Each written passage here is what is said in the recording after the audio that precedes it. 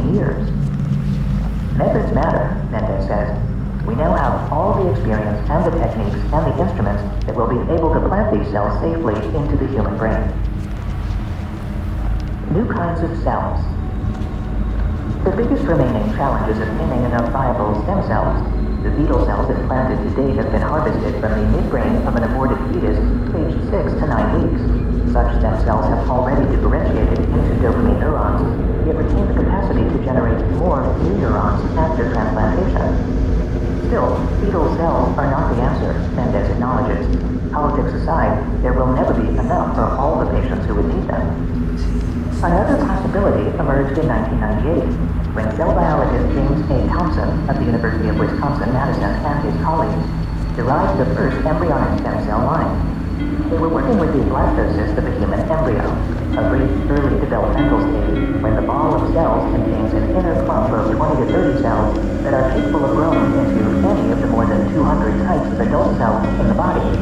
Unlike fetal tissue cells that have started down the path of differentiation, these so-called pluripotent stem cells have the potential to produce any type of tissue in the body. Thompson's team removed those cells and nurtured them in the lab so that they divided.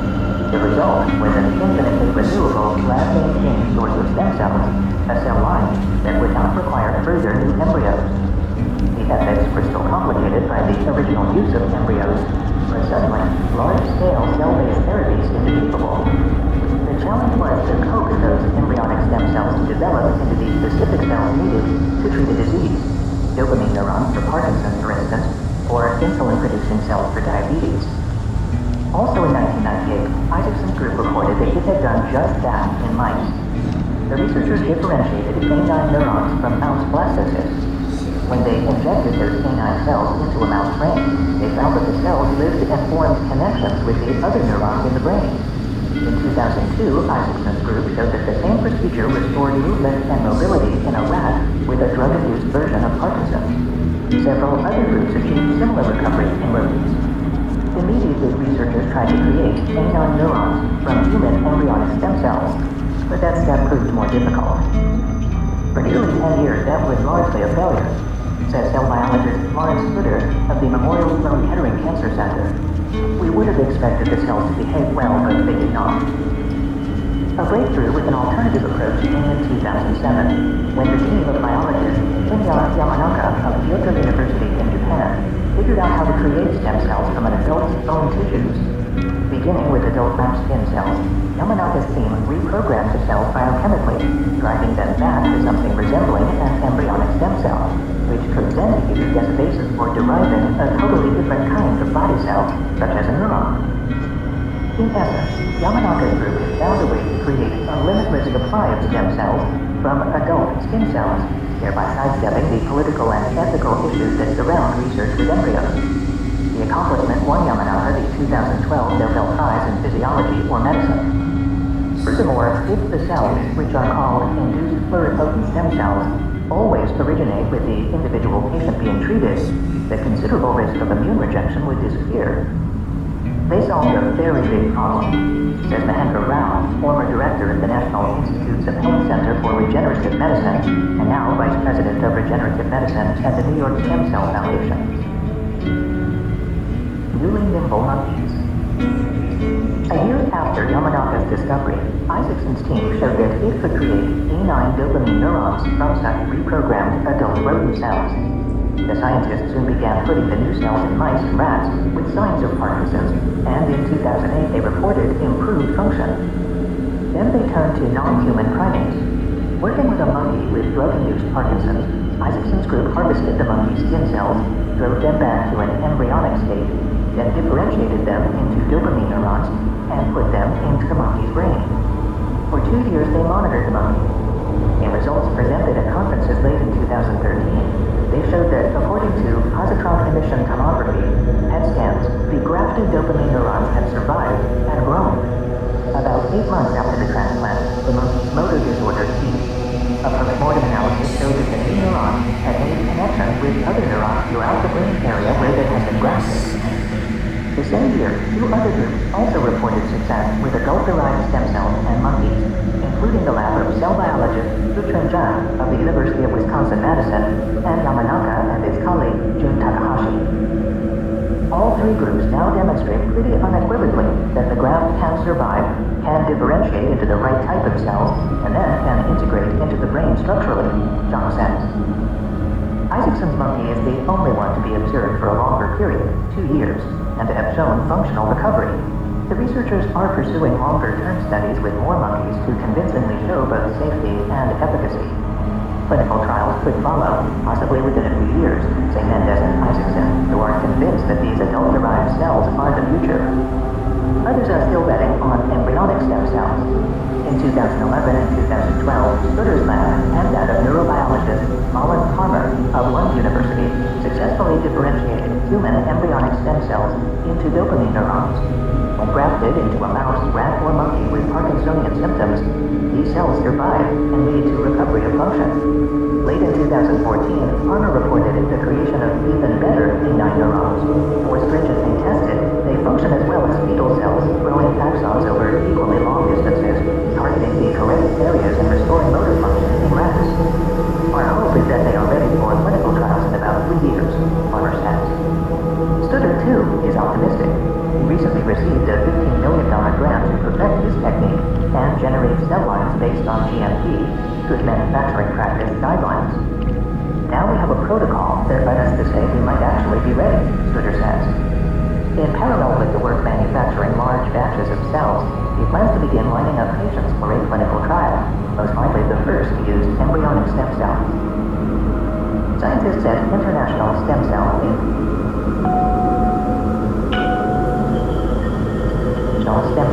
Carlsbad, California, have taken a different approach. Late in 2014, they reported success creating safe and effective dopamine neurons from unfertilized eggs that are chemically induced to develop as if they had been fertilized, a process called parthenogenesis that avoids the use of embryos. The company is seeking regulatory approval to begin a clinical trial with its human parthenogenetic neural stem cells early in 2015. One reason for sticking with embryonic stem cells is regulatory. This is all new ground, says University of Cambridge's Barker. Cells are not a drug, and they are not a device. What are they? To date, stem cells have been regulated by line, a set of renewable cells that are cultured in one lab and deemed safe. If stem cells are produced for individual patients using the full potential of the newest technology and still are required to follow the same approval process as existing stem cell lines, the therapy would be cost prohibitive. One solution is to approve a generic induced stem cell process rather than separate lines. Another answer, which sacrifices some immune response benefits, would be to create a bank of up to as many as 500 regulated stem cell lines derived from adult tissue, which could, Isaacson says, be genetically mapped to 75 to 90% of the population. Revolutionary treatment. In their upcoming trial, Barker and his team of collaborators will implant fetal dopamine neurons into the brains of 20 patients in Europe and follow 130 other patients whose Parkinson's is progressing naturally. Learning from past procedural mistakes, the scientists have tightened the selection of patients, improved tissue preparation and placement, and rethought the length and follow-up for the multi-center trial. The Trans-Euro study is intended to provide proof of the principle that cell therapy can consistently repair the brain, Barker says. The importance is the process which we see as the stepping stone to the next generation of cell-based therapies. Despite its theoretical superiority, populating the brain with new dopamine cells is not yet obviously better than existing treatments such as DBS, which brings faster results. In addition, other treatments in development may prove feasible. For example, in early 2014, researchers at Imperial College London reported promising results from the first gene therapy trials for Parkinson's patients. In this treatment, doctors insert genes for dopamine-producing enzymes into the striatum, a part of the midbrain that contributes to movement control. Many researchers believe, however, that the remaining hurdles in producing and validating stem cell therapy can be cleared for Parkinson's. DeRao, who in his post at the NIH oversaw all the work underway in regenerative medicine, progress so far has been encouraging. These are the first steps in what could be a revolutionary treatment, he says. Stem cell repair shock. For decades, researchers have explored the use of cells as a tool for treating a wide range of disorders. Despite its promise, stem cell repair of the body remains experimental. The following is a snapshot of progress in bringing such therapies into practice.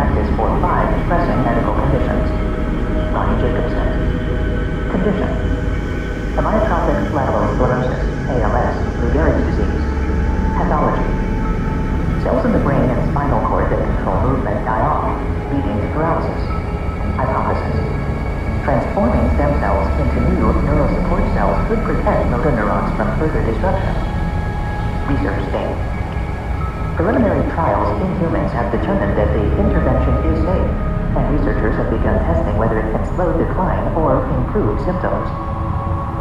Condition. Brain cancer. Pathology. A type of brain tumor called a high-grade glioma is hard to treat because the blood-brain barrier prevents cancer drugs from reaching it. Hypothesis. Neural stem cells could home in on the malignant brain cells to deliver cancer-killing agents without damaging healthy tissue. Research stage. Safety trials in humans began in 2010. So far, researchers have seen no adverse effects and hope to begin trials next year to establish the optimal dose. Condition. Multiple sclerosis. Pathology. Inflammation in the brain and spinal cord damages myelin, a material that surrounds nerve cells and enables them to transmit signals effectively. Hypothesis. Stem cells harvested from a patient's own bone marrow could be used to generate a whole new immune system. Alternatively, engineered cells could replenish myelin. Research stage. Results are encouraging. In a 2014 NIH-sponsored study, regenerating the immune system from stem cells caused most of the 25 patients to go into remission for at least 3 years. Condition. Spinal cord injury. Pathology.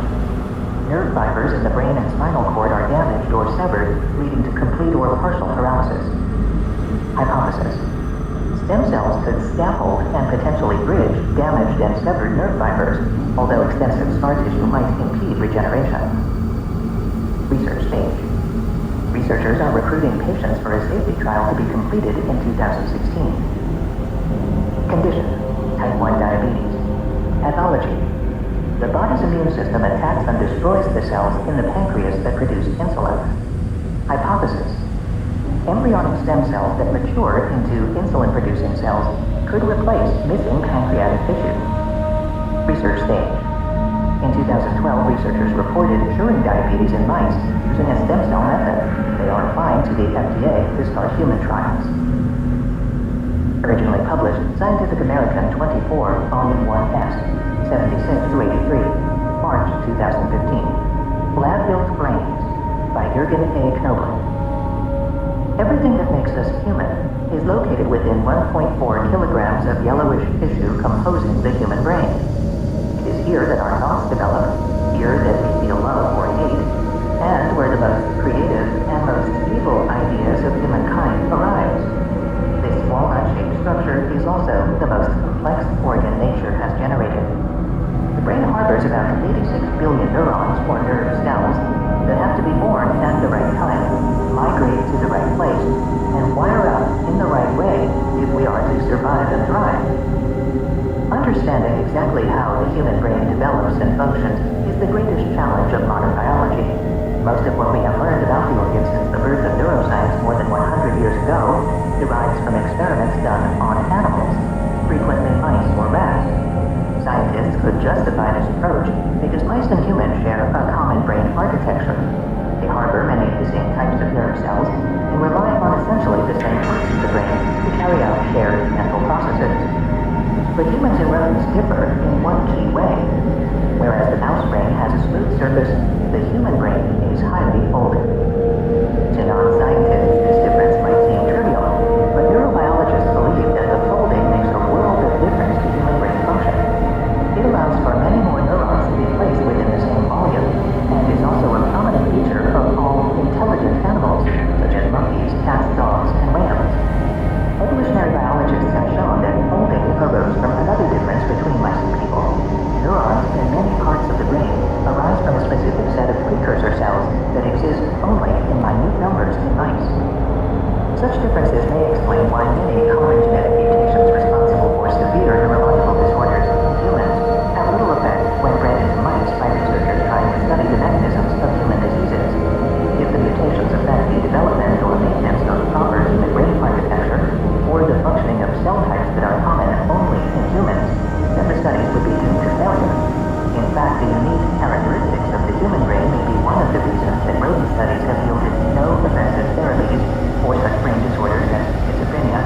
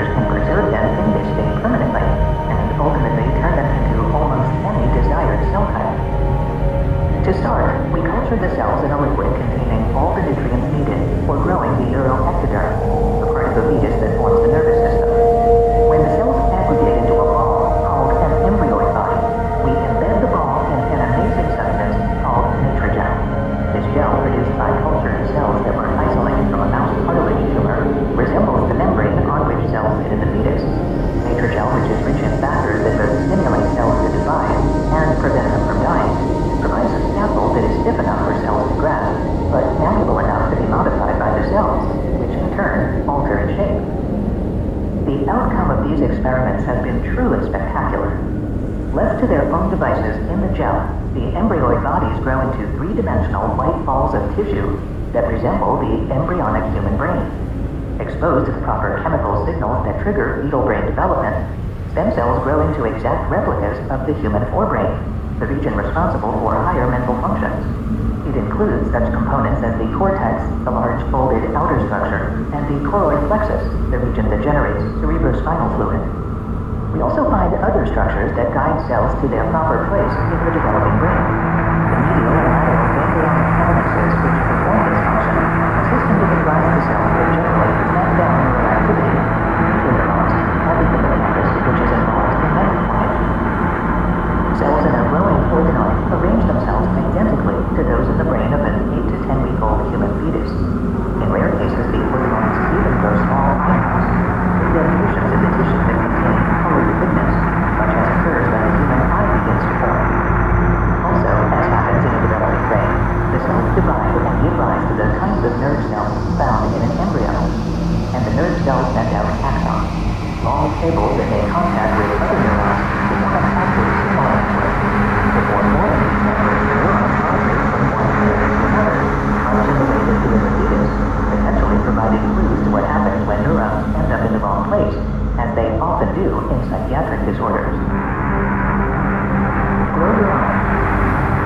The technology that coaxes stem cells to develop into different types of biological tissue has now been used to grow a part of the brain that contains the cortex and other structures. It is also responsible for such higher mental functions as processing information from the outside world, forming memories, and making decisions. To create such a mini brain, researchers give a tiny ball of cells nutrients and a bed on which to grow. Then the cells recapitulate much of the developmental process that occurs in the early embryo. 1. The procedure begins with embryonic stem cells or induced pluripotent stem cells capable of turning into any cell type in the body. The latter cells can be derived from adult skin or blood cells that have been genetically altered. 2. Day 0 to 5. The cells divide and aggregate into balls called embryoid bodies. Within 3 days, those cells start forming 3 distinct layers: ectoderm, mesoderm, and endoderm. 3. Days 6 to 10.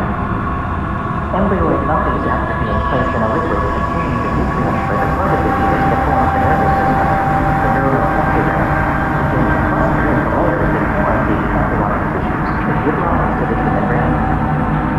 4.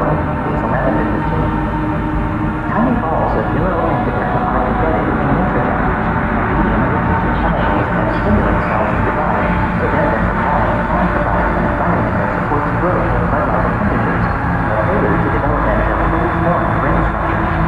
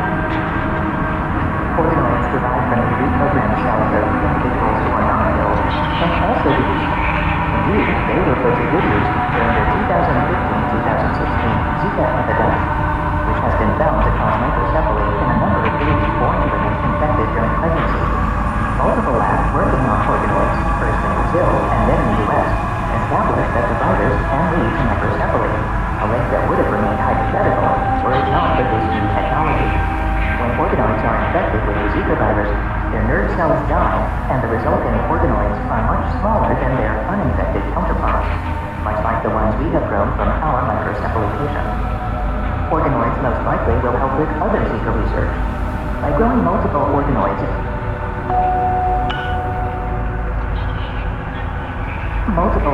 and infecting each with a separate viral strain from different areas of the world, we can try to understand why the virus causes microcephaly in some regions, but not others. We can also use organoids to explore why only some individuals develop microcephaly after Zika exposure.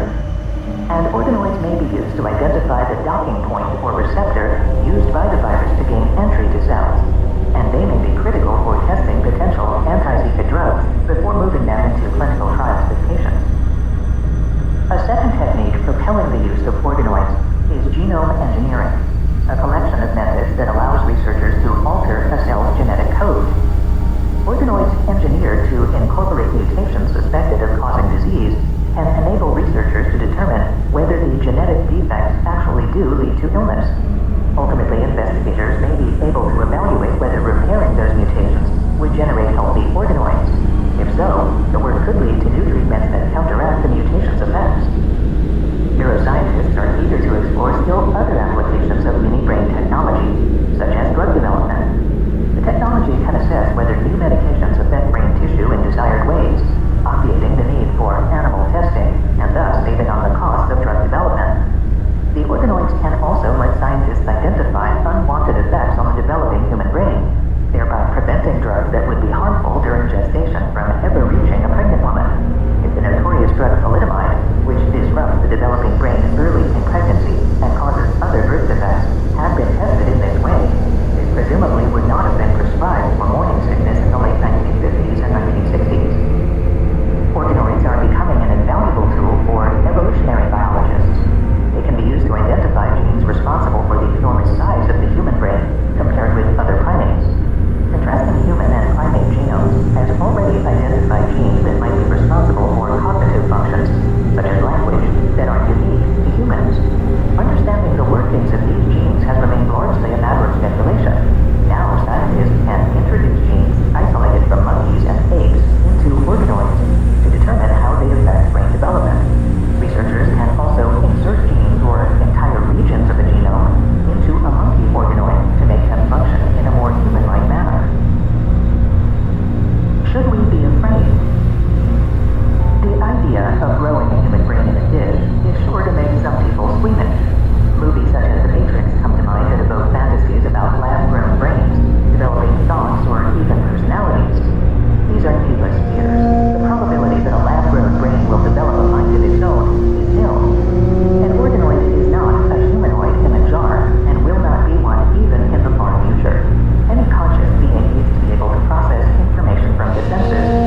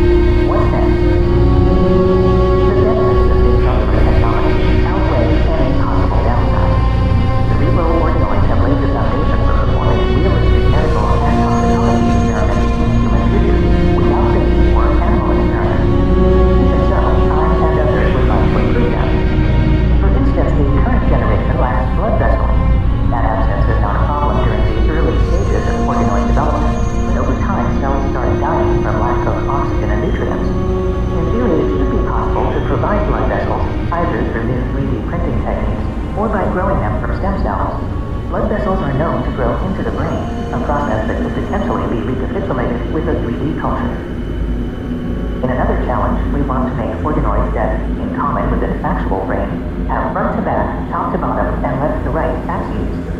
Unlike a real embryo that has clearly defined body axes, organoids lack a front to back and head to tail axis. As a result, they develop randomly so that their individual parts have different orientations.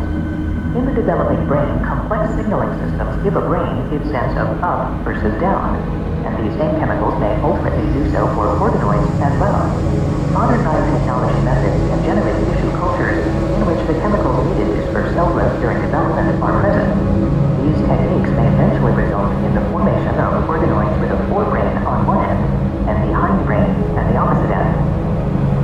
We've already begun to push forward to begin to look for ways to overcome these barriers. We have demonstrated technical feats that we could only dream of a few years ago. Organoids are already helping to achieve a better understanding of disease and are assisting in developing drug candidates. The ability to grow parts of the brain and work with a living sample has begun to open an entirely new chapter in biological research by providing vastly more realistic lab cultures, and at times, even a reasonable alternative to using animals in doing research. Originally published Scientific American 316, Volume 1, 26 to 31, January 2017.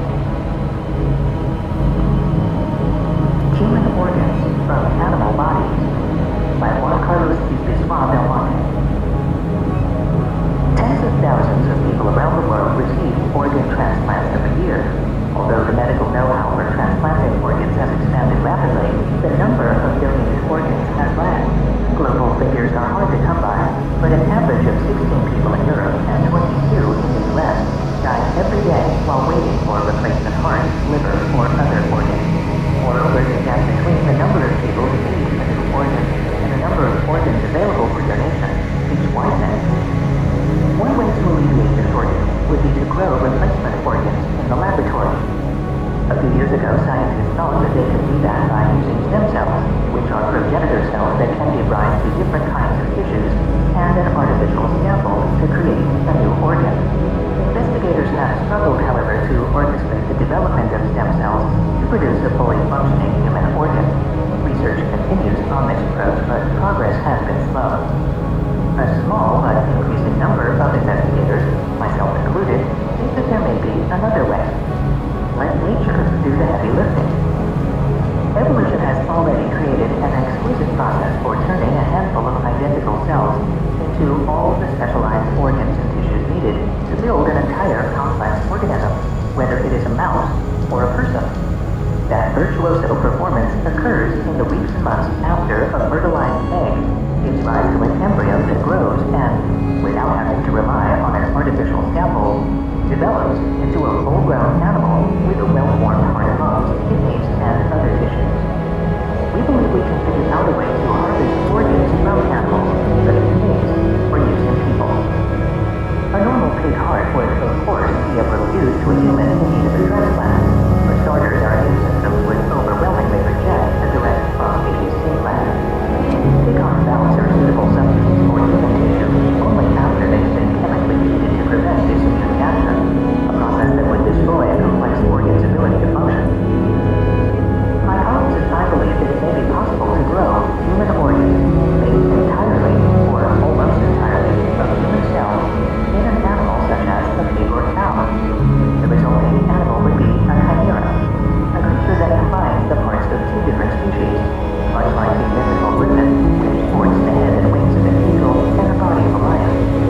Our dream is to create a chimera by injecting human stem cells into carefully prepared animal embryos, so that when they become fully grown, they contain some organs made up of human cells. After sacrificing the animal, we would then harvest a single heart, liver, or kidney made up of human cells and give it to a person in need of a transplant.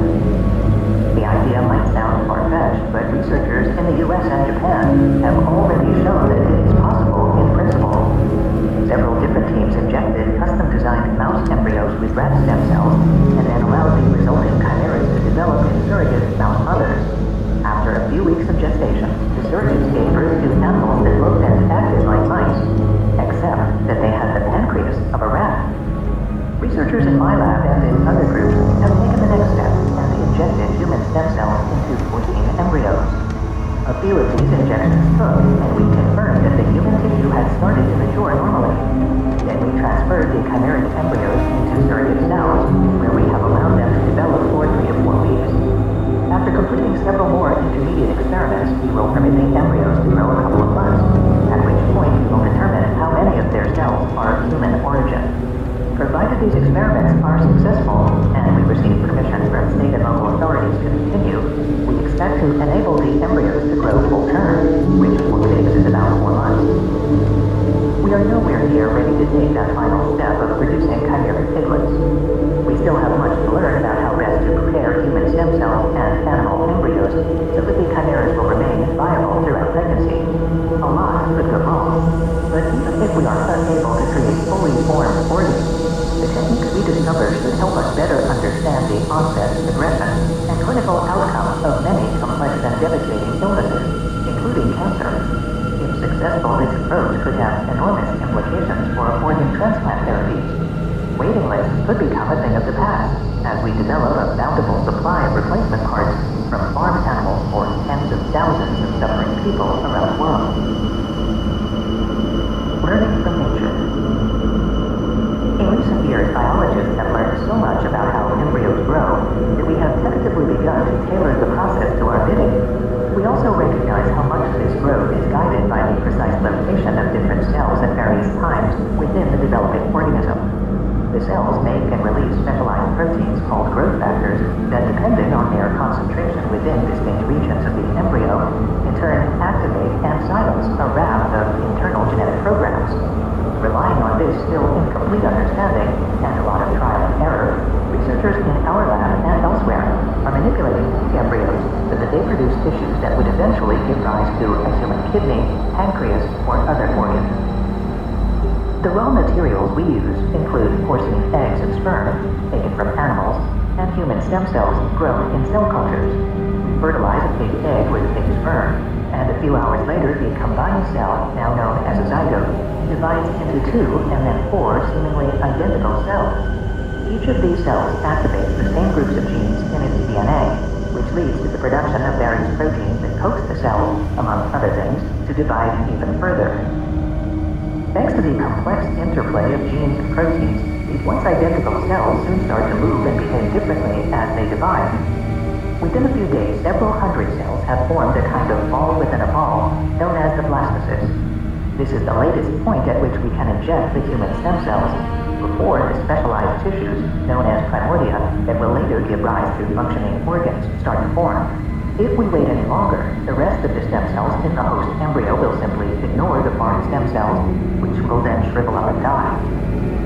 As the embryo grows, it forms outer, middle, and inner layers, and any individual cell's precise location within the larger whole becomes more important than ever before. Previous work has demonstrated, for example, that certain cells within the inner layer of the embryo respond to the protein signals in their microenvironment by turning on the gene PDX1. This step in turn activates many other genes that trigger the maturation of the pancreas. A few cells located in the middle layer, in contrast, react to external signals by turning on the gene 6-2, which starts the formation of the kidneys. Thus, although all cells in the body contain the same DNA sequences, the particular environment in which a cell finds itself during a specific stage of development determines which genes are turned on or off, and thus what kind of tissue it will become. The fact that a single gene, such as PDX1 or 6-2, can turn on an entire pathway leading to the formation of a pancreas or kidney turns out to be very important in our quest. By deleting the one critical gene needed for growing a pancreas, a process that my colleagues and I call emptying the niche, our lab has created pig embryos that will not grow the insulin-producing organ unless we inject enough human stem cells that contain the missing gene. If the added cells develop appropriately, they will give rise to a mature organ made entirely of human cells. The rest of the animal will, ideally, be made up of pig cells. As with so many things in science, figuring out exactly how to empty an embryonic niche and then fill it with stem cells from a different species first took a lot of experiments on rodents. Finally, in 2010, Hiromitsu Nakauchi, then at the University of Tokyo, and his colleagues reported that they had successfully grown a mouse with a rat pancreas. More recently, my lab has been able to genetically reprogram mouse embryos so that they will use stem cells from rats to grow cells in their eyes. After 3 weeks of gestation in surrogate mouse mothers, these embryos become fetal mice with rat cells in their eyes. Challenges. Each step on our journey requires careful consideration of different potential problems. Because mice are too small to generate organs that would be a useful size for human patients, we have now concentrated our efforts on creating pig embryos. Pigs and their organs can grow to almost any proportion that transplant surgeons might need to help people of varying builds. Pigs also have a longer gestation period than mice do, about 20 days for the latter. Because normal human embryos require 9 months to develop fully, researchers are inventing certain biochemical tricks to help human stem cells speed up their internal clocks so that they mature or differentiate on the host embryo schedule. Adapting human cells to the somewhat longer pig timeline should require less effort than aligning with the much shorter mouse timeline. Currently, my colleagues and I have focused on growing a pancreas or kidney made of human cells because we know that a single gene kicks off its development in the embryo, a fairly straightforward process. Other organs, such as the heart, however, may depend on several genes to initiate the process, which means that emptying the niche for these organs will require deleting more than one gene, which is much more difficult. Recently, researchers, led by George Church of Harvard University, have adapted the CRISPR-Cas9 gene editing tool so that they can remove several genes from different locations in an embryo's DNA. Thus, investigators are prepared if it turns out that we need to do more sophisticated genetic manipulation to create other organs. A bigger problem has been making sure that the human stem cells that are used are pristine enough to give rise to any kind of tissue. Biologists refer to this physiological state as being developmentally naive. Human embryonic stem cells, which could be harvested from the leftover zygotes generated by in vitro fertilization clinics, would fit the bill, but their use would prove highly controversial. Over the past decade, researchers made a number of technical advances that looked, at first glance, as though they might solve the dilemma. They figured out how to coat mature cells taken from the skin or gut of an adult into becoming a kind of stem cell called an induced pluripotent stem cell, or iPSC. Experimenting on human iPSCs instead of human embryonic stem cells would certainly be more ethically acceptable. Using iPSCs would offer the added advantage of one day allowing scientists to create organs that are a genetic and immunological match for individual patients. Closer study of the human iPSCs created to date, however, shows that they are not as naive as they need to be to survive inside a chimeric embryo. They are already so far along in becoming one of several specific cell types that they can no longer react to any of the biochemical signals coming from the embryo that tell them to grow into something else. Because these iPSCs do not respond correctly, the developing embryo ejects them as foreign. Recently, Jun Wu in my lab has begun treating human iPSCs with a unique combination of growth factors that allow a few of them at least to react appropriately to a wider range of embryonic signals. Indeed, our group has obtained preliminary results showing that our treated human iPSCs can, in fact, integrate into blastocytes. My colleagues and I stopped the experimental embryos from growing at different times after fertilization and analyzed them under the microscope to check how well the host and donor cells had mixed. Next, we plan to allow the embryos to develop a little longer, until they are 6 weeks old and the primordia can be seen. At that point, the embryos will begin generating the precursors of the body's various tissues and organs. Even if we are able to produce human iPSCs that can fully integrate into pig embryos, however, we are not home free. Humans and pigs are not as closely related, evolutionarily speaking, as the mice and rats that have already been used to create chimeric animals.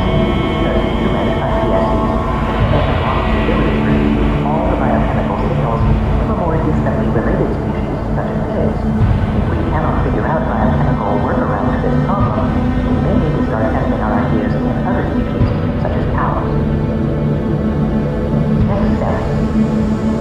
In 2012, I discussed these and other concerns with my collaborator, Josep Maria Comestral, General Director of the Hospital Clinic of Barcelona, which is internationally known for its organ transplantation services. I vividly remember his advice. The only way to determine whether human iPSCs can cross these barriers and contribute to the formation of a human organ in a pig is to roll up your sleeves and do the experiment, he said.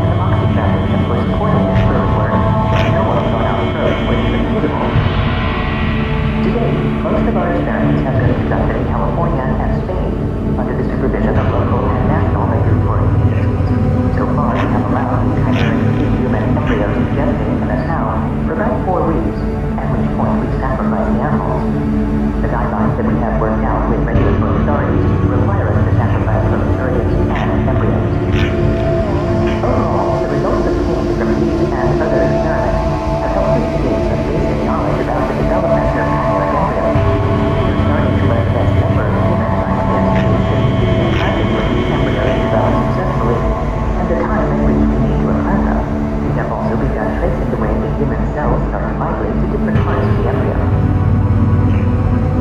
An ethical balance.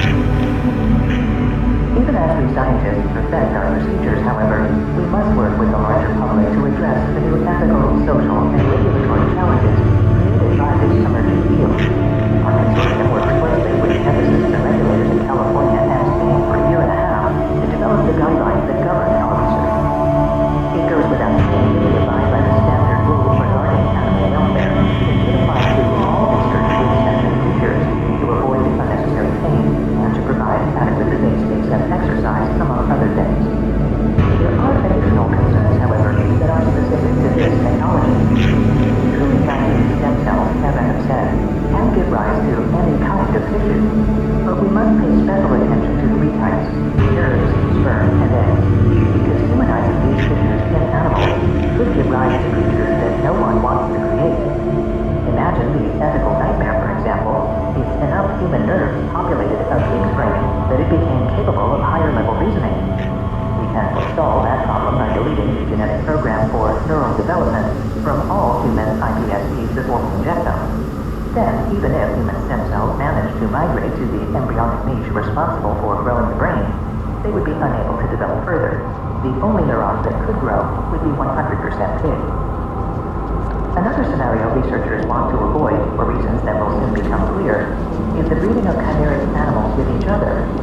Although it is a long shot, there is always the chance that some of the human stem cells we plant could migrate to the niche that gives rise to the reproductive system, instead of staying in the one that yields the desired organ. The result would be animals that produce sperm or eggs that are virtually identical to those found in people. Allowing these animals to then breed could lead to the ethically disastrous case in which a fully human fetus, the result of a humanized sperm from one pig fertilizing a humanized egg from another, starts growing inside a farm animal.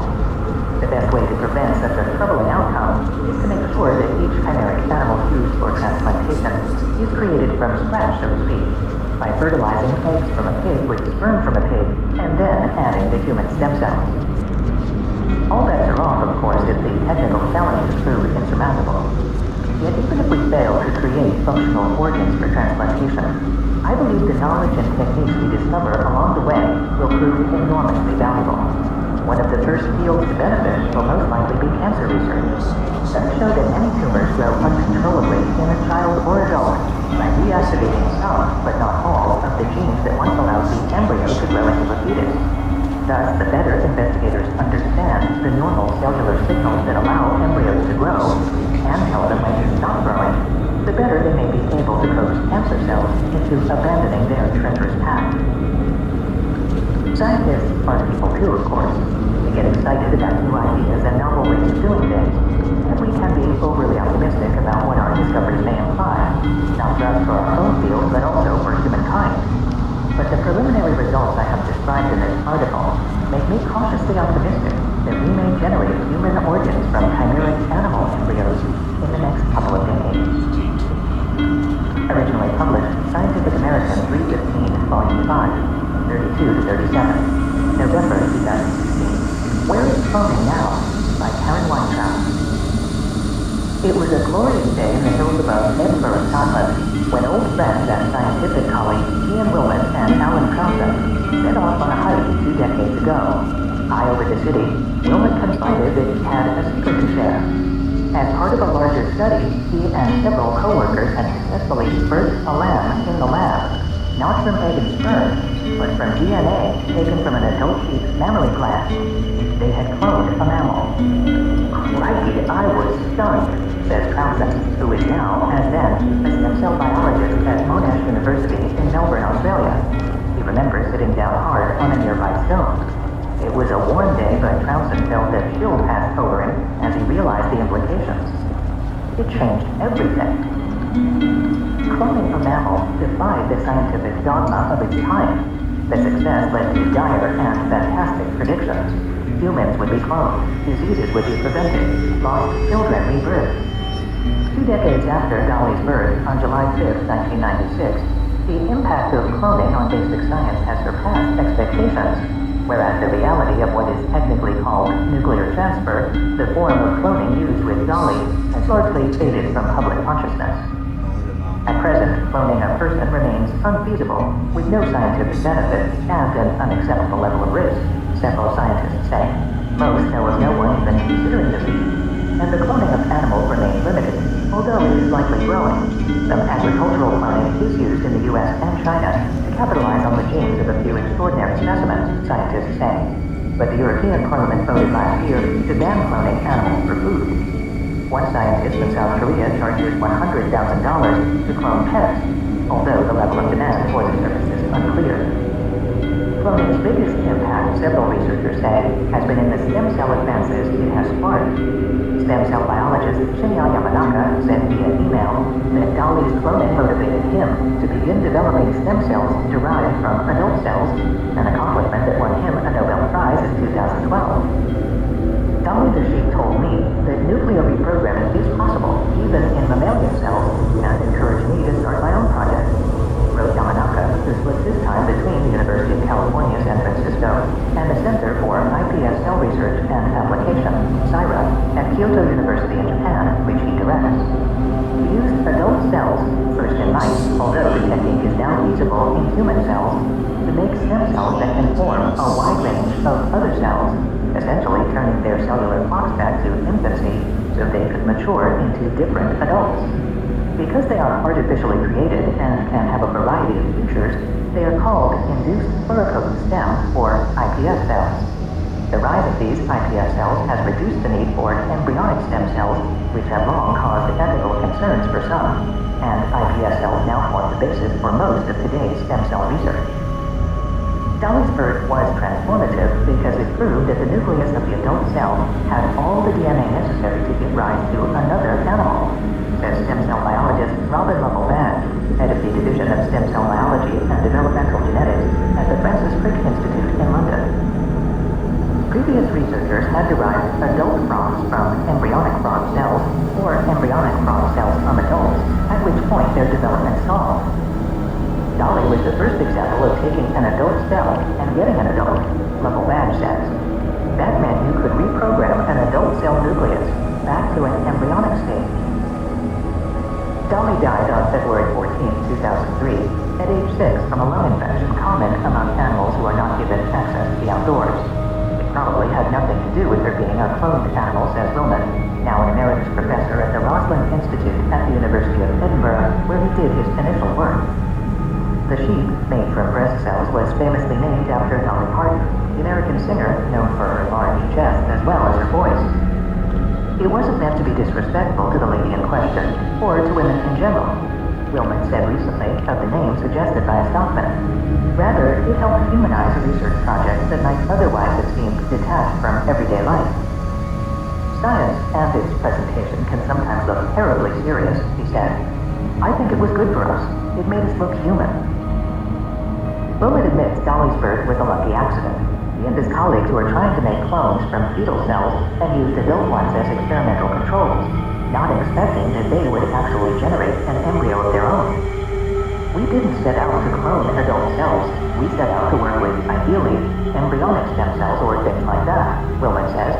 Being successful with adult cells was a very considerable, unexpected bonus. The initial aim of the research was to use an animal's milk production system as a factory of sorts, manufacturing proteins to treat human diseases. But interest in that idea has declined with the rise of inexpensive synthetic chemicals. Willman says he thinks it would be possible to clone a human, but highly unadvisable. The cloning technique used to create Dolly has been shown not to work in primates.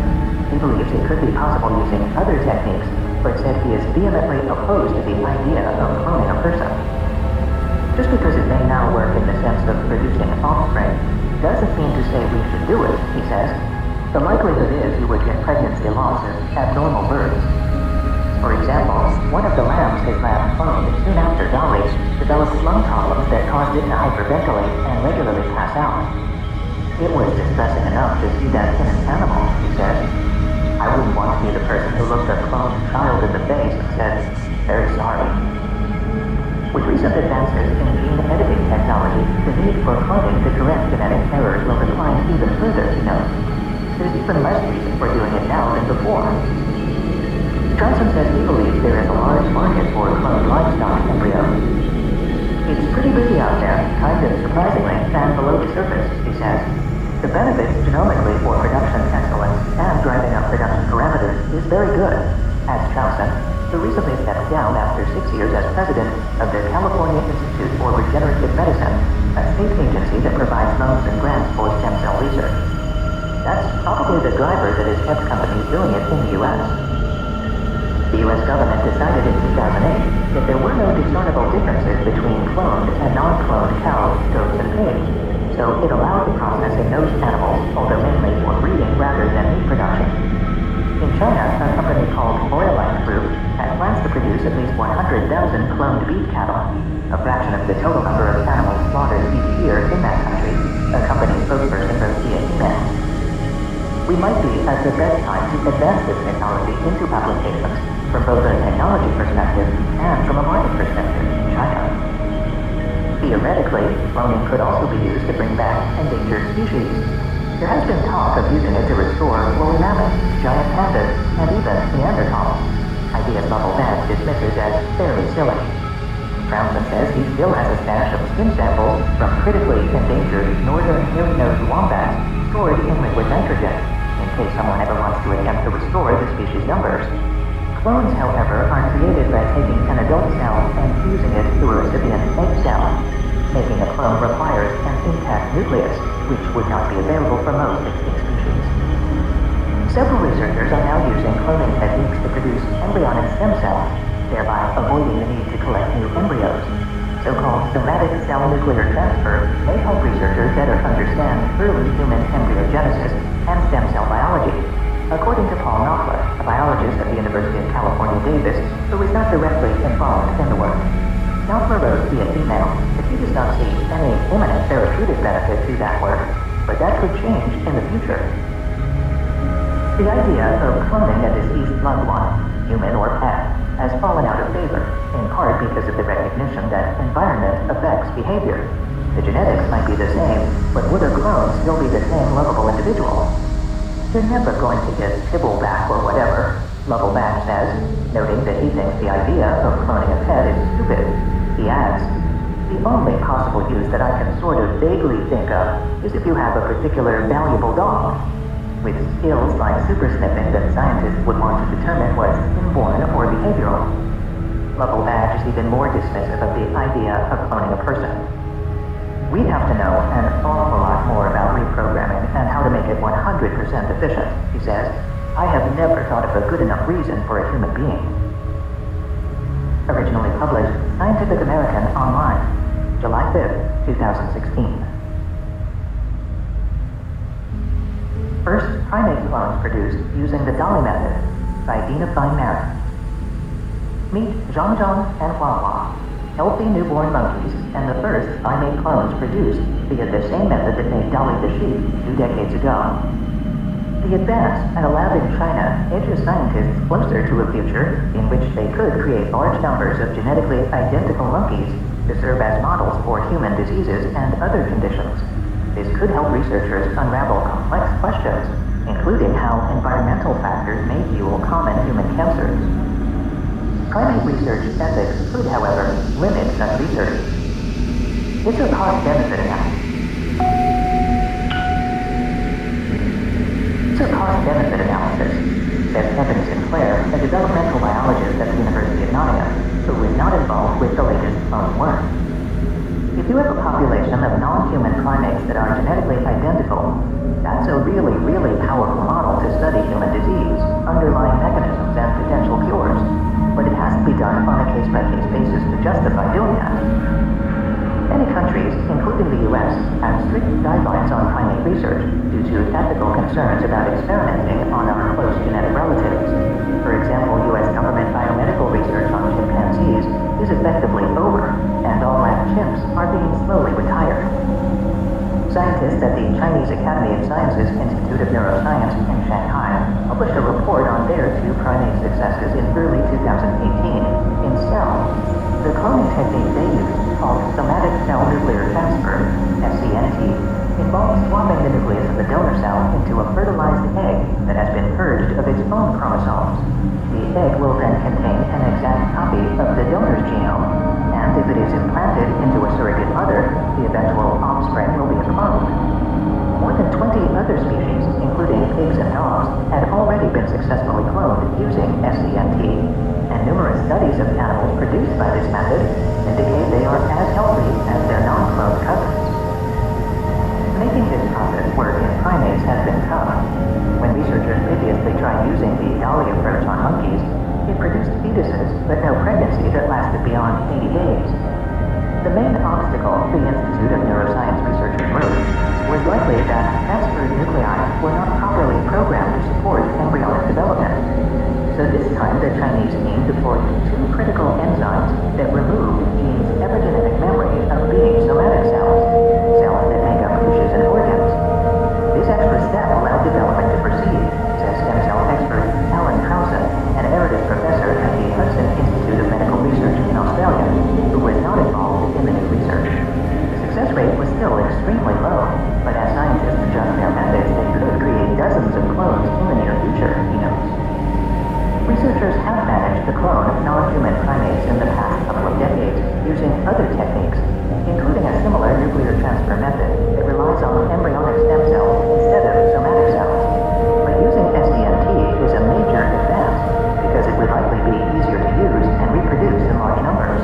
It could also be more successfully coupled with CRISPR gene editing techniques for future research on specific diseases or genetic mutations, the Institute scientists wrote in their paper.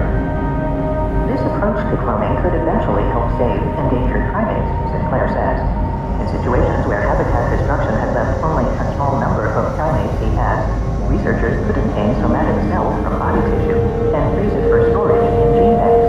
But this would require further scientific progress because the recent Chinese SCNT work was successful using fetal cells, not adult cells, which can be more difficult to reprogram. Aspects of monkey SCNT will also need to be improved before the technology can be used to produce primates for research, experts caution. From a scientific standpoint, the advances here are significant, but from a practical, immediate utilization perspective, there are still some technical issues that exist, said John Hennebold, chief of the Division of Reproductive and Developmental Sciences at the Oregon National Primate Research Center, who was not part of the work. The pregnancy rate and the live birth rate were not at a level that would allow this to be done on some wide scale. We also have to have expertise in assisted reproductive technology, reproductive physiology, and a large cohort of donors. And all those things are limiting with this current technology. Originally published Scientific American Online, January 24, 2018. Section 4. GMOs today. Are engineered foods evil? By David H. Beekman. Robert Goldberg stands into his desk chair and gestures in the air. Frankenstein monsters, things crawling out of the lab, he says. This is the most depressing thing I've ever dealt with. Goldberg, a plant molecular biologist at the University of California, Los Angeles, is not battling psychosis. He is expressing despair at the relentless need to confront what he sees as bogus fears over the health risks of genetically modified GM crops. Particularly frustrating to him, he says, is that this debate should have ended decades ago, when researchers produced a stream of exonerating evidence. Today, we're facing the same objections we faced 40 years ago. Across campus, David Williams, a cellular biologist who specializes in vision, has the opposite complaint. A lot of naive science has been involved in pushing this technology, he says. 30 years ago, we didn't know that when you throw any gene into a different genome, the genome reacts to it. But now, anyone in this field knows that genome is not a static environment.